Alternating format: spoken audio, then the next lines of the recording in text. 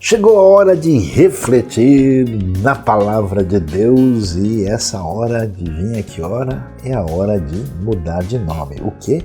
Mudar de nome, Sayão? Pois é, que segredo existe neste assunto na revelação da Bíblia? Acompanhe a nossa reflexão e não se esqueça, se inscreva no canal, aperte o sininho, mande para os seus amigos esta mensagem que vai para o seu coração no dia de hoje.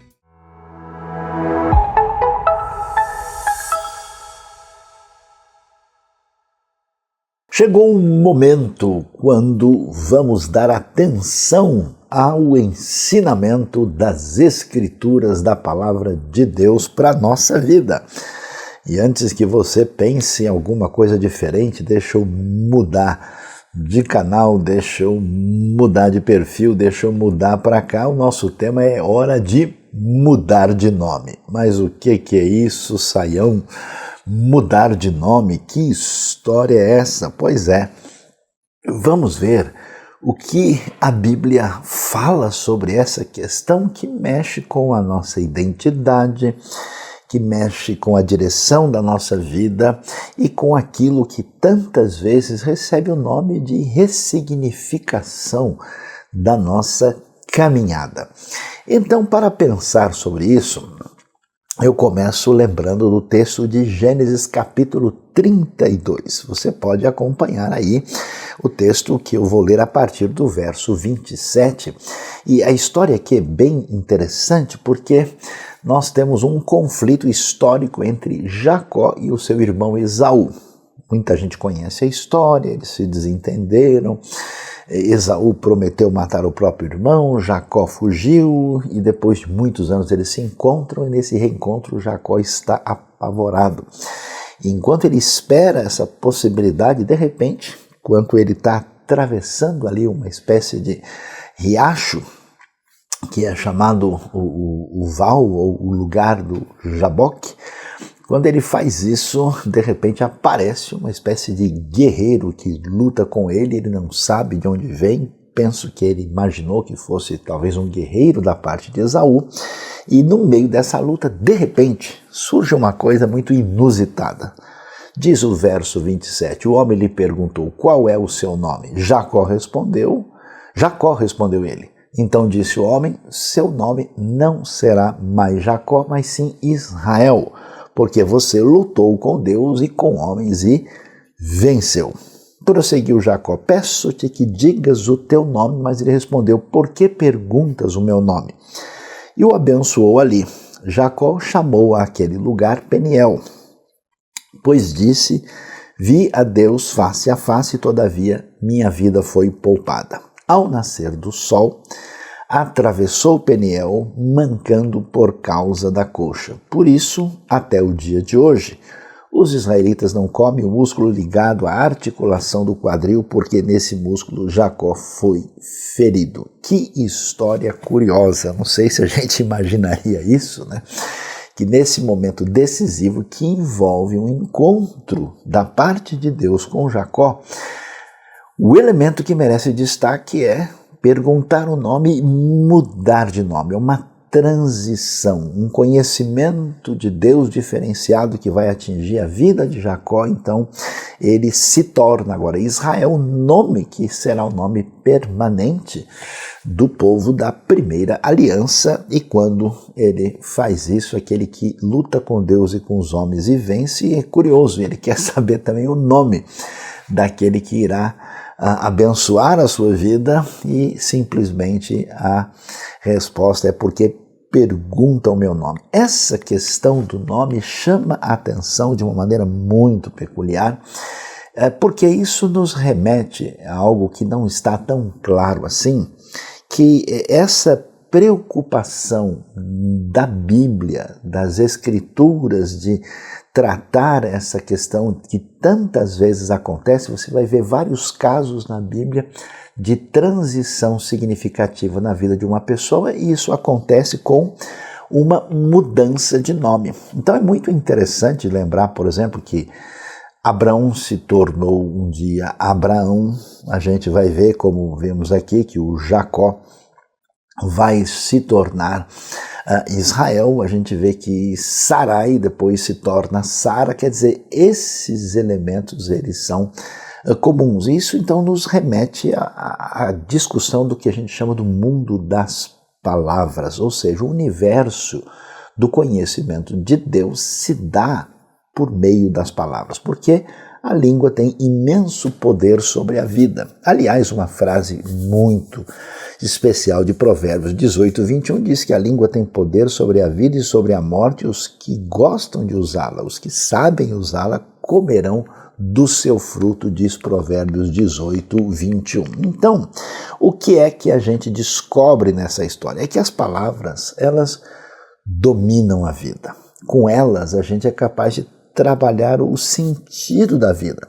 Com elas, com as palavras, a gente define nossa relação com Deus e com o próximo. A grande verdade, que não está tão clara assim para todo mundo nesse cenário tão importante que envolve essa questão, é que o jeito de enfrentar a realidade, porque a realidade ela é muito problemática, a realidade externa, ela representa um desafio para todos nós, Como dizia o filósofo existencialista Martin Heidegger, Você tem um sentimento de estranheza e angústia profunda diante do mundo à sua volta, e ele chamou isso de Angst, que mostra esse tipo de relação de ruptura e distanciamento, que é um desafio para nós. E quando nós trabalhamos a relação com o mundo externo, isso também produz um emaranhado de situações difíceis de organizar,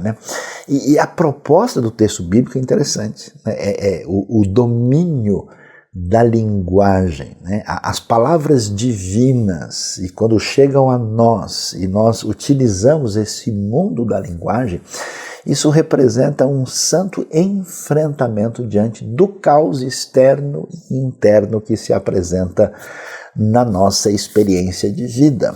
E por isso é tão valioso e tão importante o fato de que não só Deus revela o que Ele tem para nós nas suas palavras, as suas narrativas e orientações para a nossa vida, mas a virtude maior que alguém pode ter está ligado com o domínio das palavras. Olha que diz Tiago, por exemplo, que se alguém não tropeça no falar, é perfeito, sendo também capaz de dominar todo o seu corpo, vai dizer o verso 2 do capítulo 3. E quando a gente lê um pouquinho mais, olha o detalhamento que Tiago apresenta para a gente. Semelhantemente, a língua é um pequeno órgão do corpo, mas se vangloria de grandes coisas. Vejam como um grande bosque é incendiado por uma simples fagulha.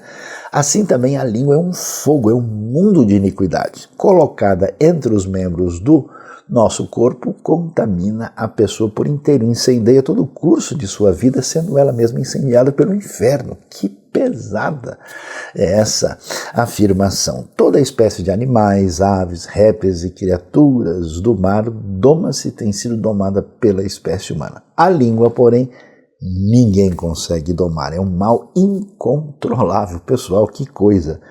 Cheio de veneno mortífero. Você já imaginou? O ser humano realmente é capaz de cada coisa na sua história, na sua capacidade de dominar até os caminhos na direção do espaço sideral, a profundidade dos oceanos, o mundo do macrocosmo e do microcosmo, mas conseguir conter a vontade de falar mal de alguém? Que dificuldade! Pois é. A dificuldade das palavras, veja, você pode pensar, Sayão, você está me dando aí conselho religioso, pessoal, não se trata disso. A dificuldade das palavras está presente, não é uma questão simplesmente de religião, ou de igreja, ou de fé. Isso tem a ver com a nossa vida prática, na nossa vida profissional, em tudo o que a gente faz. Se alguém não sabe lidar com as palavras, sempre esse caminho terá um custo elevado na vida da pessoa, será problemático e trará prejuízo. Então, diante disso, a gente precisa dar uma pensada aqui, como é que vai a nossa caminhada com as palavras, Então, a pergunta que vai direto aí para você: quais são as palavras que alimentam a sua vida. Que tipo de palavra eu permito, né, me alimentar? Eu conheço gente viciada em discurso ruim, gente viciada em fofoca, gente viciada em ouvir notícia ruim, até a pessoa gosta de ouvir, sei lá, programas que falam de crimes e desastres o tempo todo, né? Pessoa que gosta de, inclusive, curtir arte cinematográfica com o pior discurso, assim, a pessoa sai daquilo ali até meio detonada. Hoje se fala de gente que frequenta, né, perfis de rede social e depois sai de lá com a sua saúde mental abalada, né? Que narrativas interpretam o mundo e a realidade pra gente? É tão curioso, você vê pessoas morando no mesmo bairro, um é vizinho do outro, elas estão no mesmo ambiente e cada uma tem uma maneira totalmente diferente de falar sobre a realidade à sua volta. Por quê? As palavras interpretam o mundo para aquela pessoa e acabam direcionando o seu pensamento. Então a pergunta é: do que é que eu me alimento? Por isso é tão valioso a gente prestar atenção à sabedoria milenar, assim, que atravessa as areias do deserto da Terra Prometida e vem nos dar conselhos sábios e muito valiosos. Quer ver? Olha só como a sabedoria do livro, esse livro da Chokhmah hebraica, da sabedoria de Provérbios, dá uma olhada em alguns conselhos interessantes sobre isso. O ímpio dá atenção aos lábios maus, o mentiroso dá ouvidos à língua destruidora.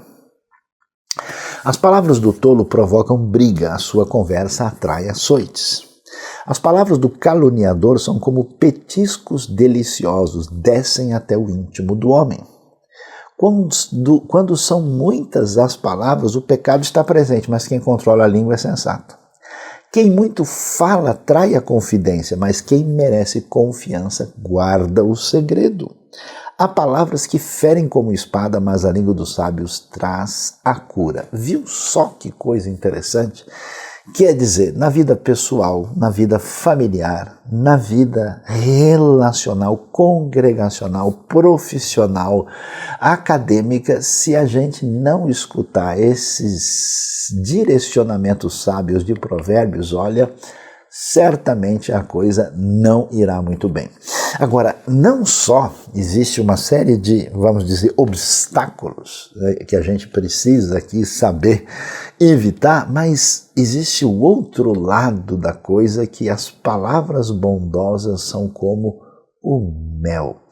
Como palavras boas fazem bem para a vida. Eu fico impressionado, eu tenho visto tantas pessoas que me dizem: olha, na minha infância, na minha adolescência, quando eu tinha tal idade, e alguém, né, da minha família, ou dos meus amigos, ou de uma pessoa próxima disse tal coisa para mim que nunca mais saiu da minha cabeça. Às vezes coisas traumáticas, coisas negativas, palavras destruidoras, né? Efésios usa uma palavra lá que é traduzida como torpe, a palavra sapros, que significa palavra que destrói. E o contrário também, olha, aquela palavra salvou a minha vida. Aquele dia a pessoa me falou algo, aquilo entrou no meu coração, aquilo trouxe vida, trouxe cura. E olha lá o que Provérbios fala sobre isso. A língua dos sábios torna atraente o conhecimento, mas a boca dos tolos derrama insensatez. As palavras agradáveis são como um favo de mel. Atenção, são doces para a alma e trazem cura para os ossos. Pessoal, que coisa especial e extraordinária é falar o que se deve. E atenção, também como e quando se deve. Olha que coisa, as palavras que têm essa inspiração naquilo que vem de Deus, elas têm o poder de falar ao coração. Então, olha só Provérbios 15:1. A resposta calma desvia a fúria, mas a palavra ríspida desperta a ira. Não é só o que a gente fala, mas como a gente fala, faz toda a diferença. E a beleza de Provérbios 25:11 é qualquer coisa assim de tirar o fôlego, né? Como maçãs de ouro em salvas de prata é a palavra dita na hora certa. Que coisa impressionante! Quando a gente descobre isso, olha que elemento assim, para lá de extraordinário a gente vai descobrir no texto bíblico, né? Quando Deus cria o homem, cria o ser humano, a gente pode imaginar, né? Olha, de fato, o ser humano, Deus cria Adão e Eva, eles são feitos à imagem e semelhança de Deus, ok?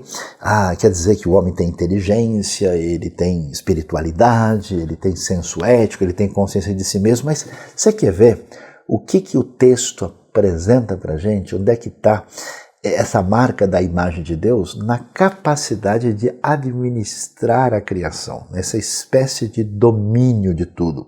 E como é que esse domínio se caracteriza? Vamos ver?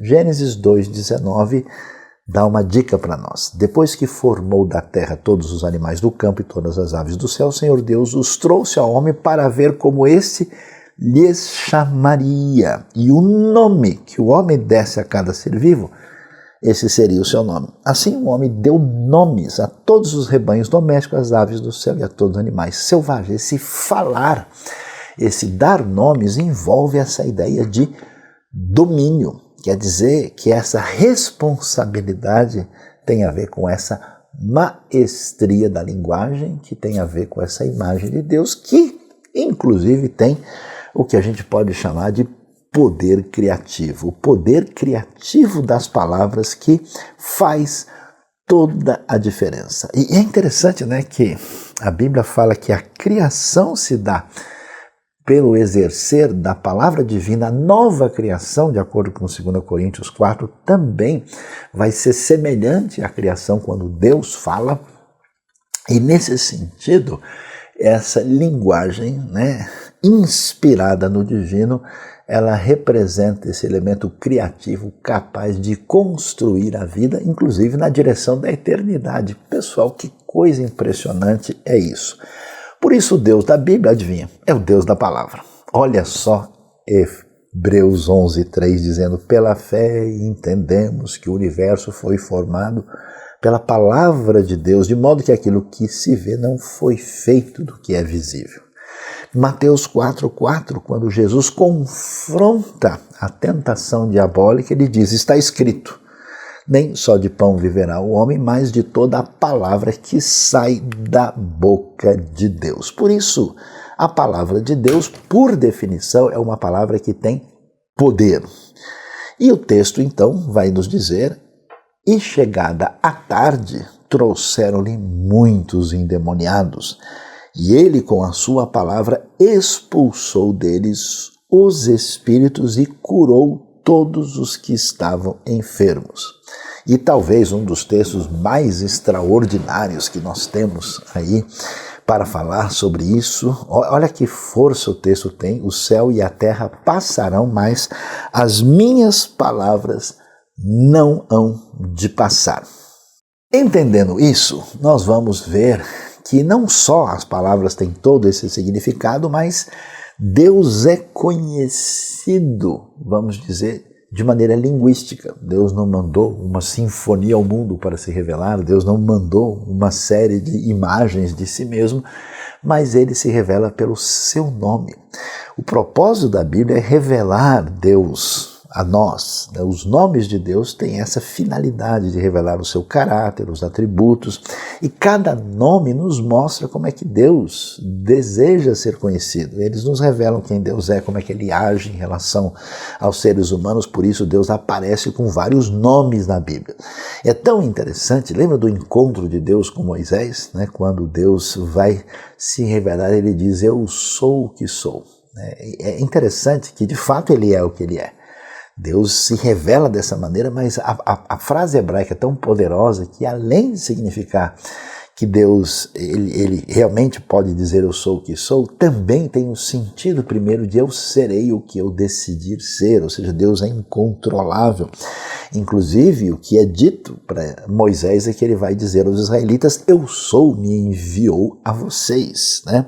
Esse Deus dos seus antepassados, de Abraão, de Isaac, de Jacó, dá o nome dos patriarcas, né? Este é o Deus que diz: esse é o meu nome para sempre, pelo qual serei lembrado de geração em geração. Inclusive a gente tem esse nome sagrado, né? As 4 letras, Yud, Rei, Vav, Rei, que você pode aí contemplar nas escritas hebraicas, desde a mais antiga até a quadrática mais recente.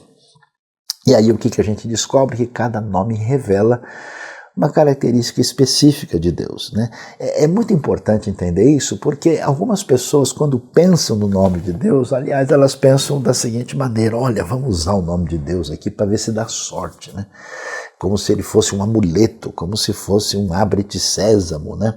Mas o nome não é uma fórmula mágica que vai funcionar de maneira pragmática. A gente não é uma vara de condão que faz o que você quer que aconteça, né? Isso tem levado pessoas até numa pegada assim de magia, de ficar pronunciando um nome divino para ver se libera alguma energia espiritual poderosa. Não é o caso, de jeito nenhum. Não existe o uso mágico nem de Deus, nem de Jesus. Isso não faz sentido. Nada pode ser mais equivocado. O nome divino tem valor por causa do próprio Deus, né? É interessante que em Atos 19 surge um pessoal lá, filhos de um homem chamado Seva, e eles tentaram usar o nome de Jesus magicamente com um indivíduo possesso de um espírito mau e acabaram levando uma surra daquele homem, de modo que isso não funcionou de jeito nenhum. Então, se a gente entende tudo que está envolvido aqui, nessa questão da importância da linguagem, na sabedoria do uso das palavras, como é que Deus cria o mundo falando, como é que a gente entende o que está envolvido com a apresentação do fato que Deus é conhecido por meio do seu nome e dos seus nomes. E aí veja só, o caminho da aproximação de Deus, o caminho que a gente pode chamar, o caminho da salvação, é curioso. A Bíblia não nos revela que esse caminho é feito por uma série de rituais. E nem está dizendo para a gente que esse caminho da salvação acontece por uma série de atos meritórios da nossa parte. Olha o que acontece na expectativa de que um dia a salvação inclusive no seu sentido escatológico haveria de chegar. Joel 2,32, depois de falar dos grandes efeitos da intervenção divina na história, no seu caminho apoteótico, ele diz: e todo aquele que invocar o nome do Senhor será salvo. Aquele que chamar o nome, aquele que pedir a ação divina na sua vida através dessa invocação, pois conforme prometeu o Senhor no Monte Sião e em Jerusalém, haverá livramento para os sobreviventes, para aqueles a quem o Senhor chamar. Então, essa invocação traz aqui para a gente a esperança de salvação. Por isso, essa salvação que acontece através do poder do nome de Jesus fica muito clara quando a gente vê o ensinamento de Paulo na carta aos Romanos, no capítulo 10, onde a Bíblia diz: se você confessar com a sua boca que Jesus é Senhor e crer em seu coração que Deus o ressuscitou dentre os mortos, será salvo. Pois com o coração se crê para a justiça e com a boca se confessa para a salvação. Está vendo só que coisa interessante? Então essa salvação não é uma coisa tipo, eu tenho as ideias bíblicas de Deus na cabeça. Não, no fundo, no coração eu sinto assim, acredito desse jeito. Não, é necessário confessar com a boca. Confessar para a salvação. Quer dizer, há alguma coisa diferenciada nesse pronunciar do nome. Aliás, né, tem tantos hinos da história que falam sobre essa coisa tão especial, né? Um hino que marcou a história da cristandade é Saudai o nome de Jesus, né? E que todos os seres celestiais venham se prostrar, né? Saudai com glória, glória, glória, coroai, né? Ou o hino que diz: leva tu contigo o nome tão especial de Jesus. Este nome é doce, né? Doce a fé, a esperança do porvir. A gente tem, eu me lembro da banda australiana de música cristã, lá que Hillsong, que canta tão bonita a música Oceans, né? E no momento do ápice da música, I will call upon your name, eu vou chamar, eu vou invocar o seu nome, a ouvir tua voz, só de ouvir tua voz, só de pronunciar o teu nome, os meus medos se vão. Quer dizer, é totalmente diferente fazer isso. Por isso, Romanos prossegue e diz, como diz a Escritura, todo que nele confia jamais será envergonhado, jamais ficará decepcionado. Não há diferença entre judeus e gentios, pois o mesmo Senhor é Senhor de todos e abençoa ricamente todos os que o invocam. E atenção, a frase de Joel está de volta, porque todo aquele que invocar o nome do Senhor será salvo. Uau! A salvação está ligada à invocação, ao clamar pelo nome. A pessoa é salva pelo nome do Senhor. Aliás, a própria tradição judaica, respeitosamente, quando vai falar de Deus, o chama de Hashem, o nome.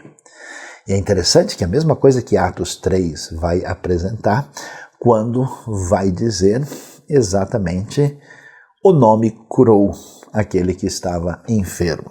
Essa coisa tão valiosa que quando a gente vai entendendo essa teologia bíblica do nome da palavra, a gente desemboca na missão, que a missão é a proclamação dessa salvação. E o texto mais emblemático que fala sobre isso, como é que ele vem? A grande comissão de Mateus 28, 19 e 20 diz o quê? Portanto, vão e façam discípulos de todas as nações. Atenção! Batizando-os em nome. Aliás, é interessante, nome no singular.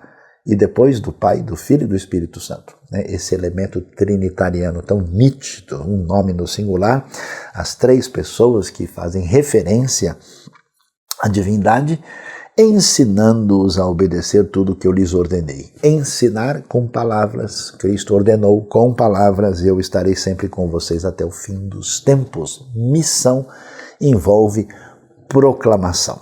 Quando essa proclamação acontece na prática, quando a comunidade da fé primitiva, a igreja original, a comunidade dos seguidores de Jesus, quando ela caminha para a missão, o que acontece?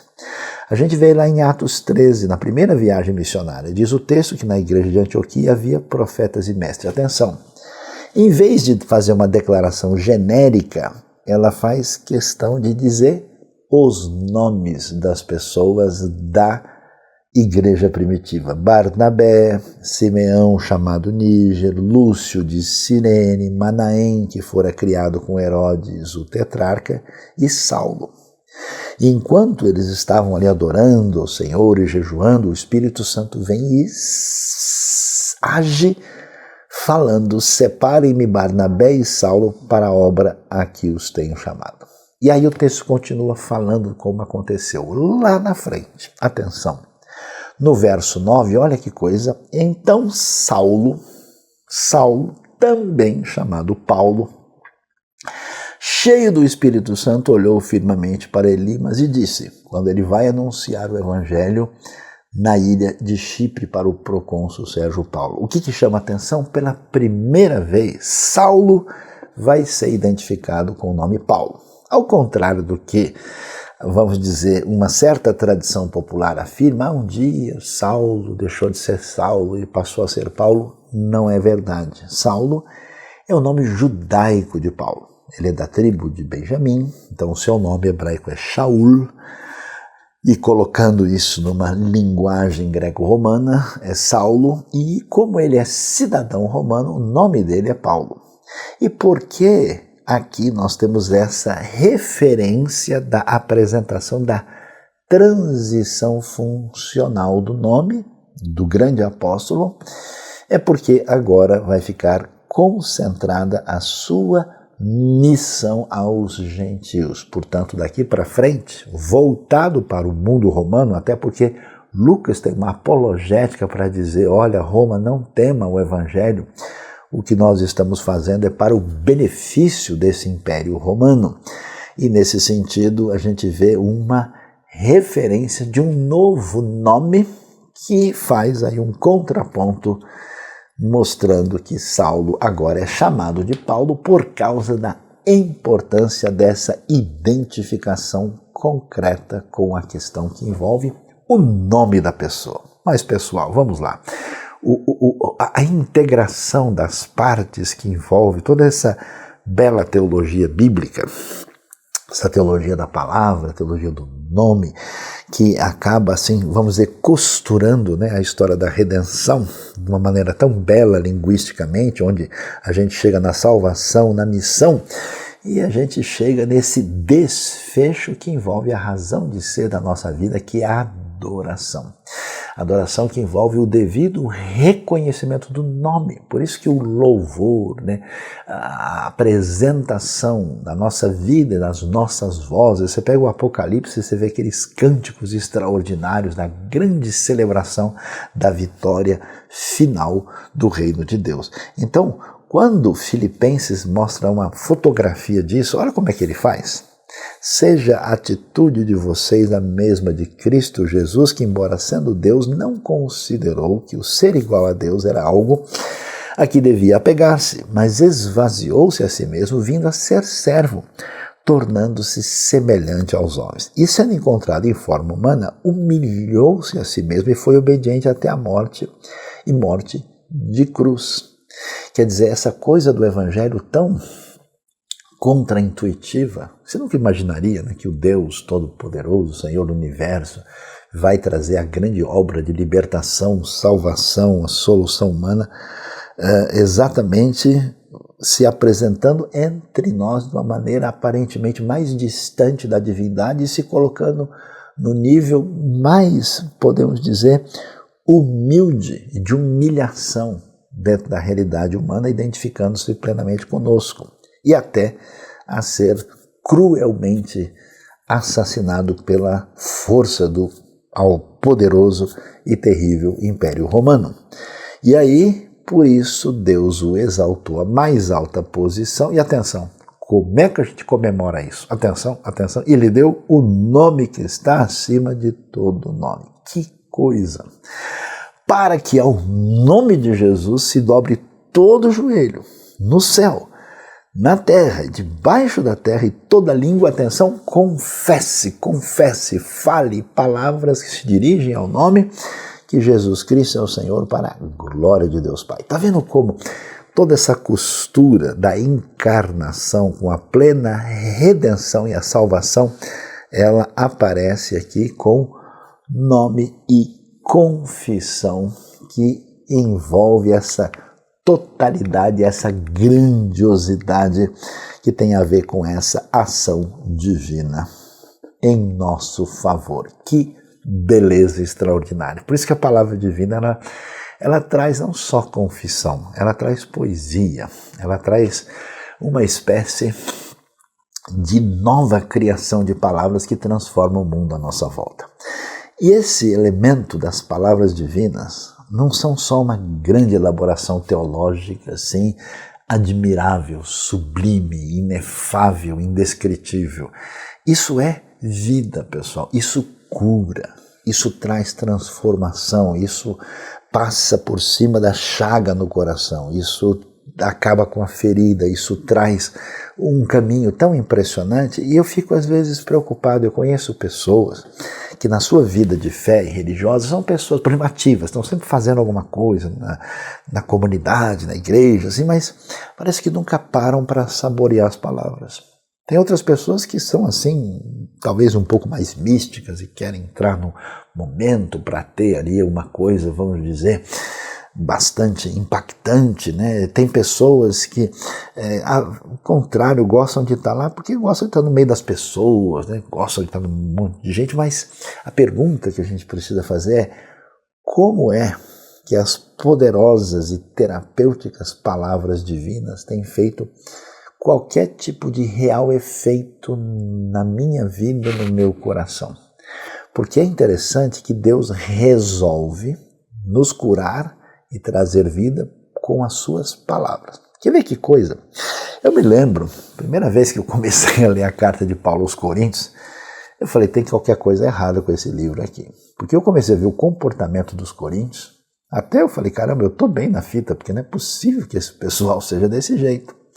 E quando eu vejo tudo que Paulo descreve da briga interna que havia entre eles, do comportamento imoral que eles tinham, com aquela infantilidade na hora de lidar com os dons, nossa, é só problema um atrás do outro. Mas quando Paulo vai falar com essa gente, que ele diz? Ele chama o pessoal de santificados, de santos, de amados, que eles são filhos, eles são salvos. Ele faz isso com as outras igrejas que precisavam de exortação também. Então você percebe que coisa impressionante? Nós nos tornamos o que não somos pela fé na palavra divina. É lógico que você não é santo de jeito nenhum, é lógico que eu não sou. É claro que a gente não se parece com nada daquilo que Deus nos chama, né? Na verdade, ser filho de Deus é ser parecido com Deus. Que isso? O que acontece quando eu ouço a palavra? Ela faz efeito em mim, ela me cura, me traz vida pelo poder do Espírito. Não é que eu vou me tornando semelhante ao que a palavra disse por meio dessa ação poderosa da palavra divina. Então receba a palavra, medite na palavra, seja curado pela palavra divina. Pare de escutar tanto a sua voz, pare de escutar tanto os seus pensamentos contraditórios e estranhos, pare tanto de escutar as muitas vozes do mundo à sua volta e se deixe curar pelos novos nomes que Deus traz para nós. Que coisa extraordinária. Agora, quando a gente vê tudo isso e caminha nessa direção, a gente vê, pois é, Sayão, estamos aqui sobrevoando, estamos andando, então onde é que a gente vai chegar nesse negócio? Como é que a gente aterriza? Pois é, a Bíblia aterriza com a conversa das palavras, até porque você sabe que a Bíblia tem um ponto final. Lá no fim do Apocalipse diz, pessoal, acabaram as palavras divinas de qualidade diferenciada. Não tem acréscimo, não invente de colocar qualquer coisa. Você se acha muita coisa, mas você não é o rei do pedaço, você não tem direito de incluir palavras divinas como se fossem palavras de inspiração da parte de Deus. Não é o caso. E quando o texto vai nessa direção, ele vai nos dar um panorama, né, das igrejas que são representativas dos diversos tipos de comunidade cristã que tem atravessado a história. E dois deles chamam a atenção, que vão aparecer lá no Apocalipse. Uma é a igreja de Sardes. E você sabe, essas igrejas elas recebem uma palavra, né, muitas vezes uma palavra de advertência, e também uma palavra, vamos dizer, de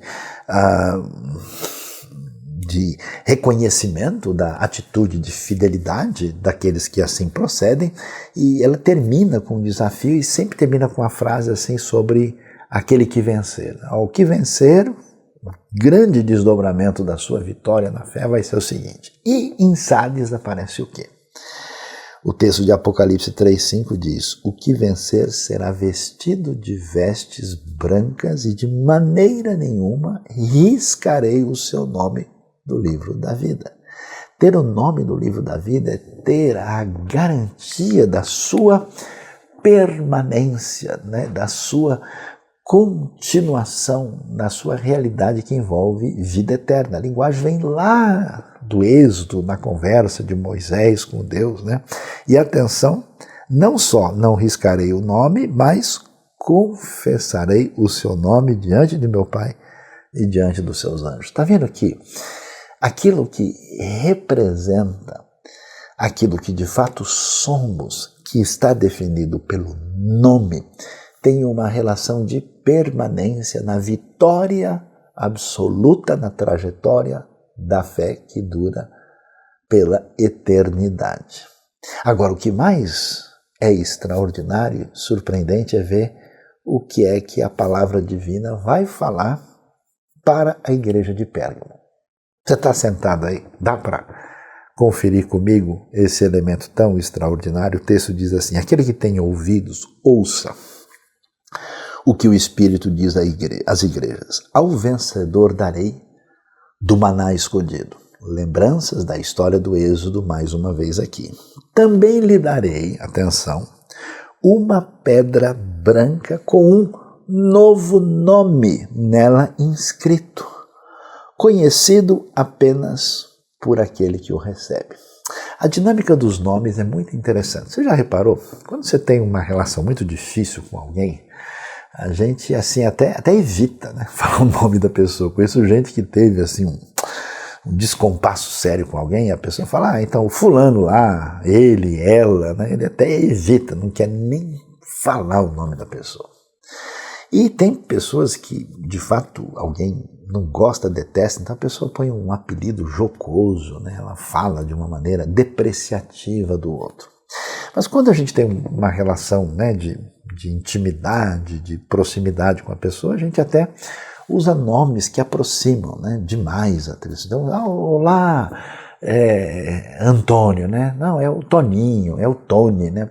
Você traz essa relação de proximidade maior, né? E pessoas que se amam, né, tanto familiares como casais, eles até criam determinados nomezinhos simples, assim, que quem ouve fala, mas o que você falou um para o outro, né? Porque são exatamente essa marca de afetividade e proximidade definida por uma relação linguística diferenciada. Olha que coisa bonita que tem aqui. Deus dá um novo nome ao vencedor, e é uma coisa tão especial, conhecida apenas por aquele que o recebe. Ou seja, a minha particularidade é só eu e meu Pai Celestial. Que coisa bonita! E o que é interessante? Tudo que eu tenho na minha história está ligado com o meu nome. E o meu nome é terrível. Meu nome é terrível porque lá estão os meus erros, os meus pecados, as minhas ofensas a Deus, os meus descompassos comigo mesmo, com as pessoas da minha volta. E, vamos dizer, no cartório está tudo registrado lá. Sabe o que acontece na grande vitória do reino? Por causa do nome de Jesus, por causa dessa transformação, de maneira análoga, aquilo que aconteceu com Jacó, que se tornou Israel, com Abrão, que se tornou Abraão, pois é agora, de uma maneira sublime, extraordinária e para sempre, é a nossa vez, na redenção final, depois de que tudo que a palavra divina pelo Espírito fez e que o nome fez, eu recebo um novo nome, um nome marcado pela plena redenção, salvação e santificação final. E aí, qual será o seu nome? Qual será o meu nome? Eu não sei, mas eu não vejo a hora de um dia chegar lá e saber que a redenção final aconteceu com um novo nome, particular, pessoal, recebido diretamente de Deus. Deus abençoe a sua vida, abençoe o seu coração e abençoe a sua gratidão e a sua confissão feita diante do Senhor. Amém.